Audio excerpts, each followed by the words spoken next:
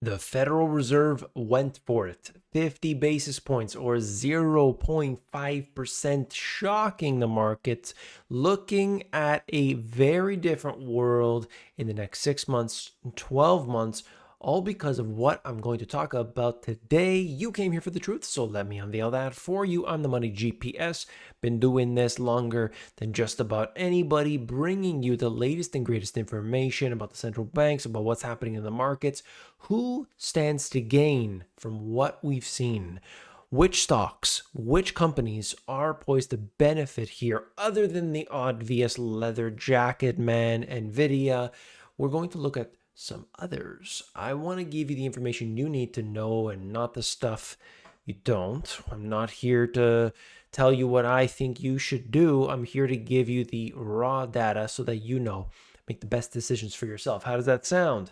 If you appreciate it, all you got to do is hit that thumbs up button. Look at this, the best performing asset since the Fed rate cut. All right. And what has it been? Bitcoin instantly had gone up. We're going to look at cryptos a little bit later on. You could see the S&P is up. Everything has been basically doing well over the last little while. It's been a short period, but I just want to show you this. I just want to give you a little bit of insight as to what's going on. Yes, there's this idea that we have devaluation of the currency, and that is underlying all of this. Now, in this chart, it's just talking about the US versus developed markets. And certainly we have seen the US overwhelmingly outperforming everywhere. I mean, you look at China, it's been very clear. Even with how big and powerful and dominant a lot of these firms in China are still to this day, it doesn't necessarily translate into stock performance. You look at Europe, what do you have? Two stocks that are left over there? Obviously, there's no way that they can compete with the big boys, the tech firms in the United States, which have gained all the attention and they're like a magnet sucking wealth towards it. Every investment fund, and of course, along with the passive income funds like the broad index funds, these things are gobbling up these big tech companies like we have never seen before. All right. And so the US has been the biggest beneficiary. At the same time, we are also seeing, what are we also seeing is that a lot of this has been, like, the money has been flowing from the middle class into the hands of the few. And that's an important point. This is the money market fund. Assets peaked around 9 months after the first cut in the past 5 cycles. I'll show you this, and I'll show you one more. What happens after they begin to cut? That's what we'll talk about here today. If you stick with me, if you hit that thumbs up, you're going to support the channel and let others know that this is the real deal stuff. This is important. It's not the only thing, but understand what happened in the previous times. That's the first thing. But also understand the context, because without that context, you're not going to understand. This is, I don't want to say this time is different, but we have to know that we're not cutting in response to a crisis. At least that's what they say, right?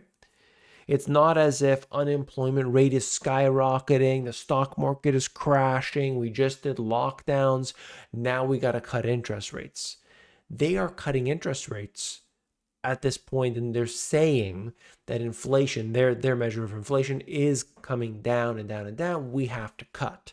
So if we go based on that story, then we can't compare it to other times. Keep that in mind.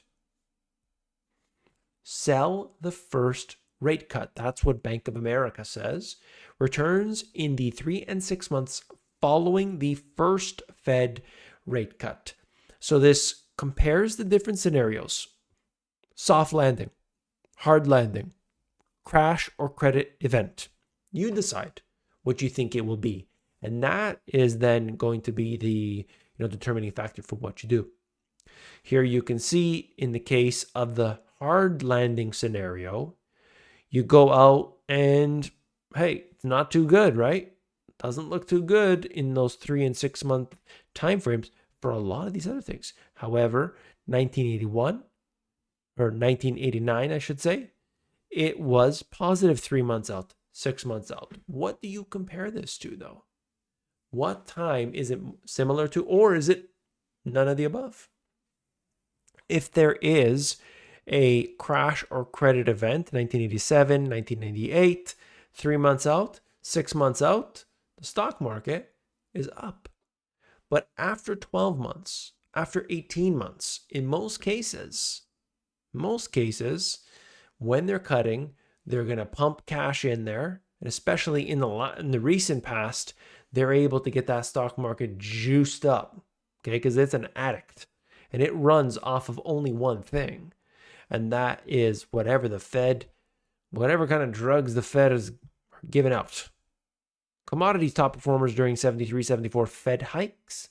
And you're just seeing that across asset and equity sector annualized total return, 73, 74.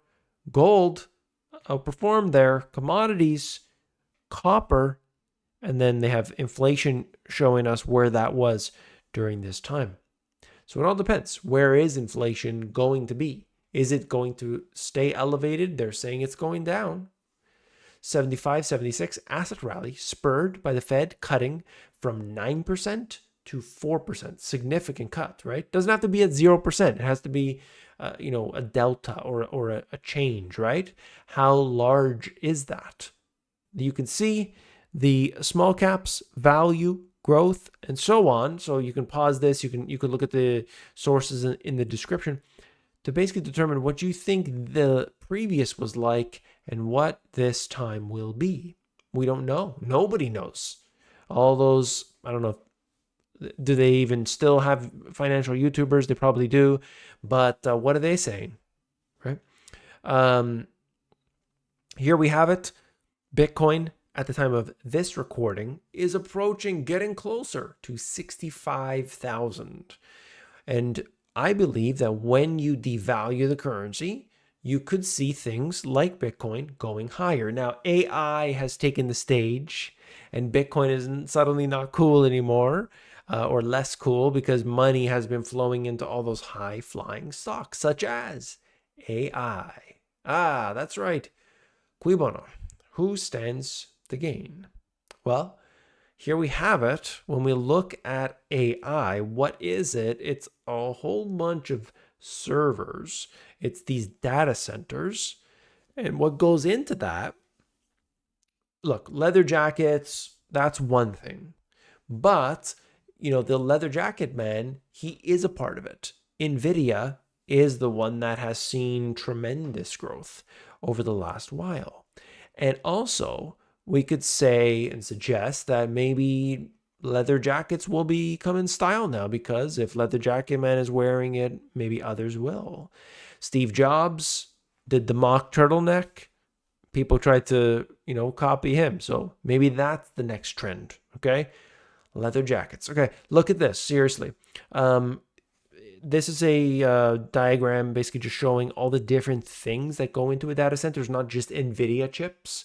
Cooling towers, UPS, chillers, switch gear, generators, so on and so forth. What have all the big tech companies been announcing recently? Oracle and Google and Microsoft having their own nuclear power plants to power these. I mean, it's unbelievable. These data centers, which are massive, right? They have so much data, they use so much energy, and of course, they're going to be replacing all the jobs. So they need this, and they're going to be doing it all on their own. They're not going to rely on the grid. They're going to be dealing with this themselves. And so these are the different parts of it. And then you could break it down even further. Estimated data center networking equipment market share. Cisco is the largest vendor. So if you're building a portfolio around AI, most people are just like, okay, NVIDIA, that's it. That's my AI portfolio. No, there are so many different ways to play this. In this case here, you're seeing some of the names, Cisco being the top, Arista Networks next, Huawei, and so on. Okay, so you could see that for yourself. And this is the estimated data center chiller market share.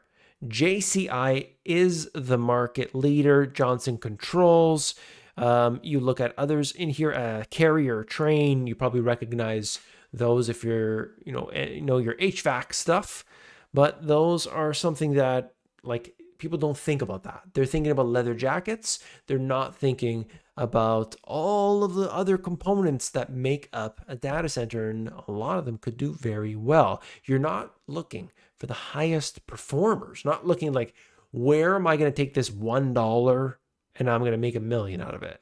That shouldn't be what you're trying to do. You're trying to ride the wave up, but also not lose money.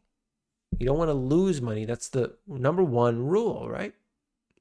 I think it's important that you take all this information and do what you can, learn about it, and just try to establish where we are in the cycle. Are we going into a deep recession? Because that will throw a monkey wrench into all of this. Keep that in mind, okay? That's really important. I talk about this extensively every single Friday. The Finance Friday crew gets a 2-hour, I don't want to call it a lecture, but we just get into every part of the detail. It's a small group Zoom class that we do each and every Friday. Then I record that, and for those who are different time zones or whatever, they can watch the recordings.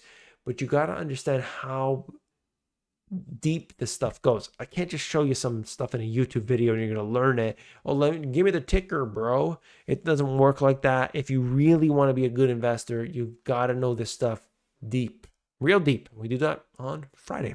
If you're interested in joining the Finance Friday crew, I really want to say welcome. Come on in. There's a link at the top of this description where you can get that.